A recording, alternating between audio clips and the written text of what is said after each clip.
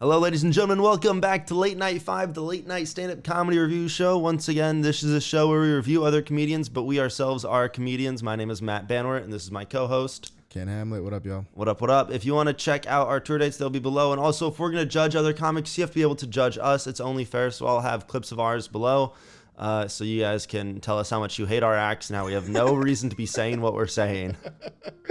I think that's fair. I think great comedian Michael Che, he's always online being like, I hate these comedy viewers. They could never do it. And I was like, well, if I'm going to be reviewing comedy, it's a little bit more okay for me because I'm actually doing it, if that makes any sense. Actual comic, like reviewing other comics. Yeah, and you're actually good at it. So there really is... Throwing a comment his way. Awesome. Today we're going to be reviewing Norm Macdonald on Letterman. I'm really excited. I almost said Johnny Carson, but I'm looking at him right now. I'm looking at Letterman right now. I almost said Carson anyway. I'm so dumb.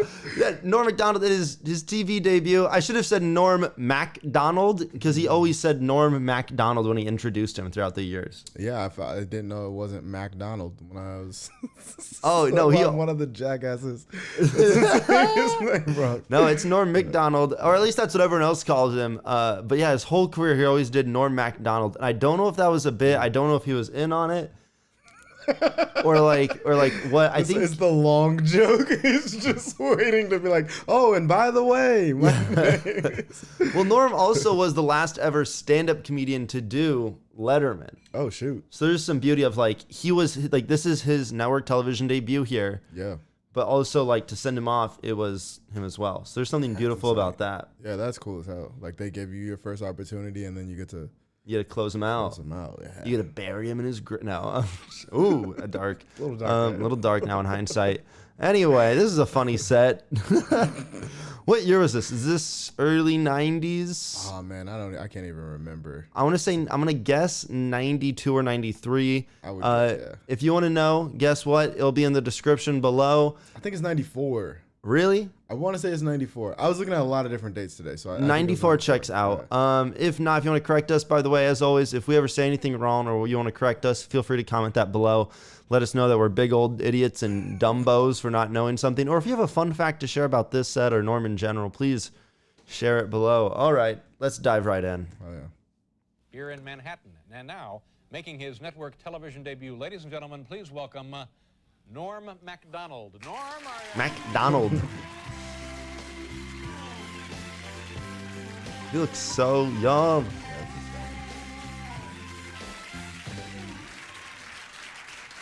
Well, thanks. Good to be here.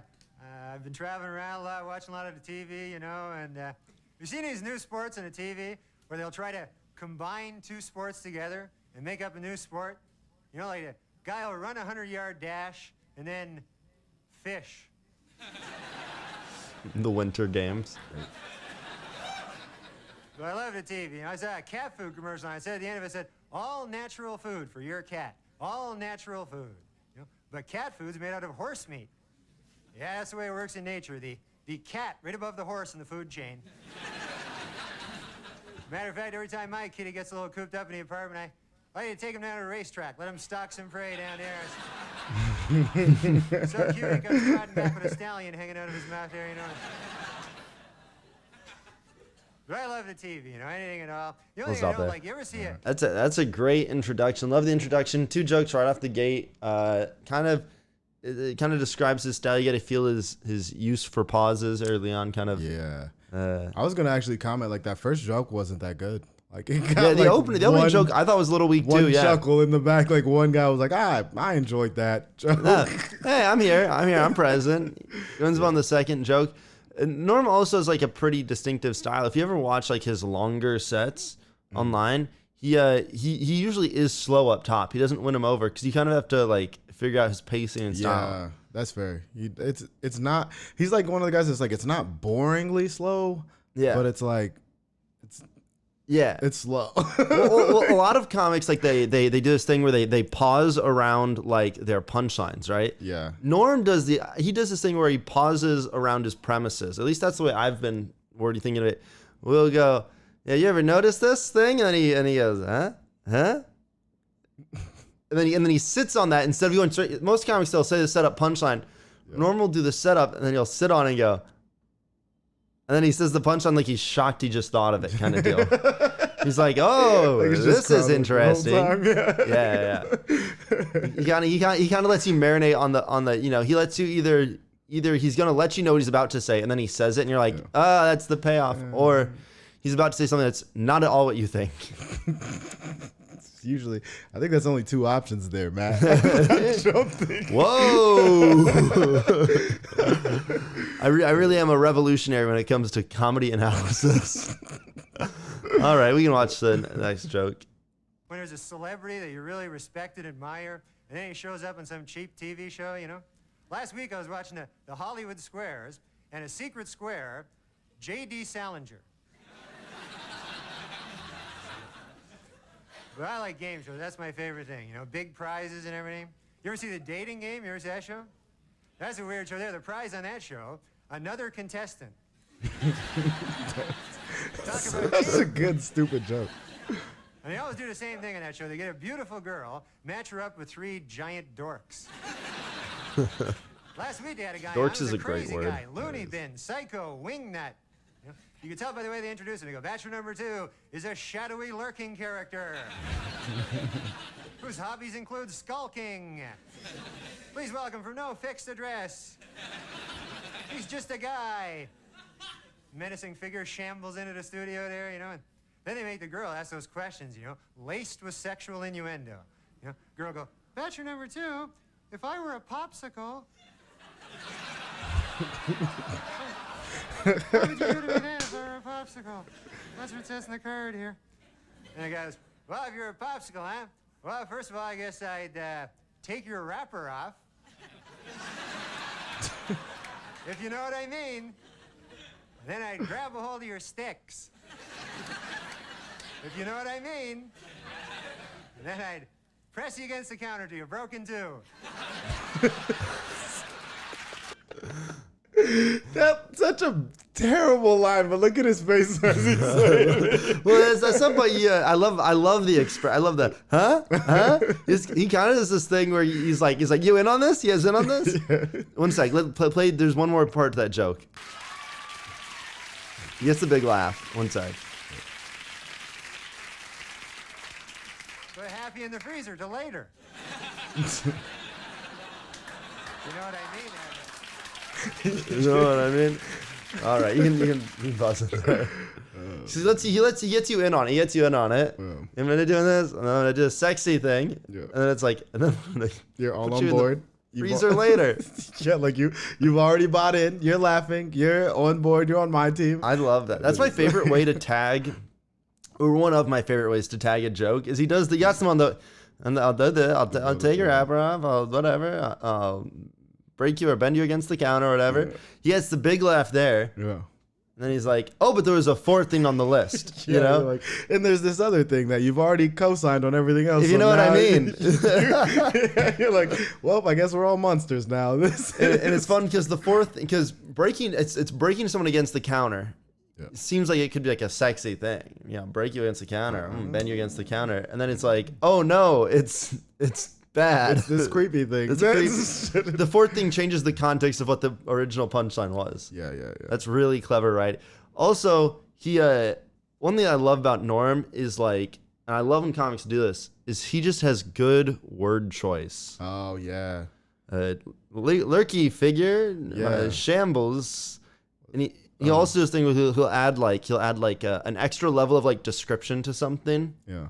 So like he has a famous joke where he always says cheese sandwich, a cheese sandwich, which is like, no one says cheese sandwich. What do you call it then? A sandwich with cheese, or you won't eat a sandwich that's just cheese. It'd be a grilled cheese. I guess a grilled cheese, yeah, that's what I'm thinking in my head. Like it's a grilled cheese. Yeah, a grilled cheese, but you would never say a cheese sandwich. Yeah, what the fuck? Give me a cheese sandwich. Maybe it's an ungrilled cheese sandwich, like just a creepy lurky figure. Yeah, the lurky. What was the word that he used to describe the unaffixed address? Yeah, it's like just great. It's like there's a lot of tools a comedian can use. Something about really good word choice is it doesn't add extra time to the joke. Yeah. If the crowd's really dumb, they won't get it. But I think more often than not, crowds are smart. That's a hot take to be had from the world of comedy. And yeah, it's just like a level of like it's like a way to fit an extra punchline without it having to even be like a punchline. It's just a good word. Just yeah. Dang. I mean, I'm not huge on like word choice. I love me some silly words. I guess you could. Yeah, I could do better with choosing specific words. He says dorks too. I like. Yeah, there's you got caught three up on dorks. that. I feel like you say dorks though. I feel like you say that on stage. I say like dorks. I started calling people goons now. That's a new thing. Goons. Yes. I think goon's a good word. I'm gonna start doing dork too. I'm stealing it. This is my bit now. The word dork, it's mine. You thought it was Norm Macdonald's. Now it's mine. All right, you can press play. I understand what I'm getting at. It's crazy. But a lot of violence on TV. You know, kids aren't supposed to watch violence now on a TV. They're afraid maybe the kids will copy what they see on a screen, you know. I can't even get a funny cartoon anymore because some 12-year-old watched a particularly violent episode of the Roadrunner Coyote Show. And the next day they found him in the bottom of a canyon with 2 giant springs strapped to his feet. A big couple of springs. Had a little umbrella in his hand. Sign said, "Yikes."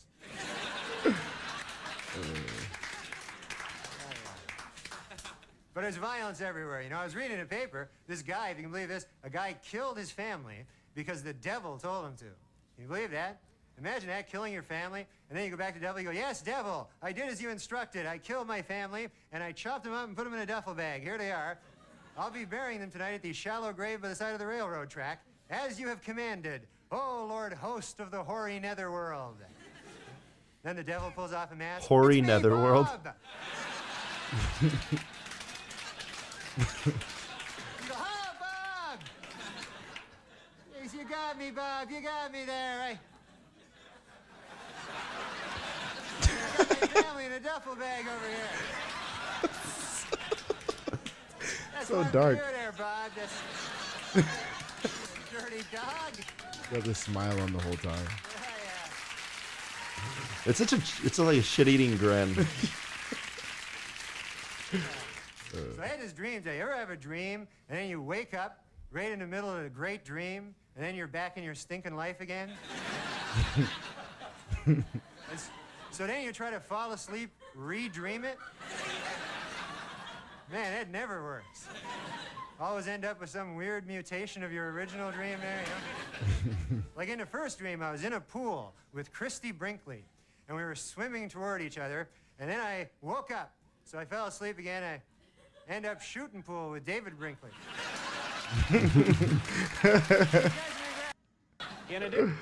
Oh, that was his closer.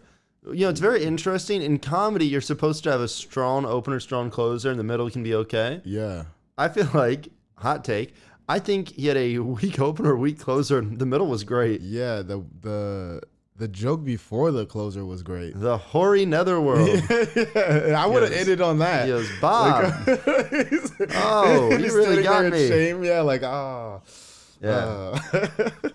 Yeah, I would have ended on that, not the joke that he ended on. I just love his word choice. I think it's like so, just like bizarre. Yeah, the hoary netherworld. Yeah, he also says he has a Netherworld also. Like, why not? Yeah. Hell, netherworld. he also has a joke in like one of his albums about a shallow grave, and he says a shallow grave there to like specify. So I bet he was doing the shallow grave joke at that time, or this joke turned into the shallow grave joke. Oh, But that's dope. It's such a funny joke.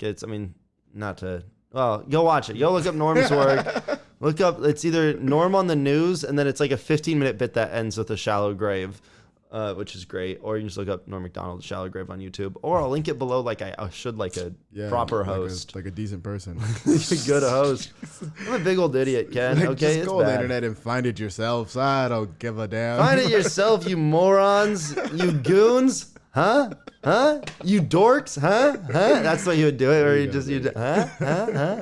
That's good. Like a little kid. Yeah.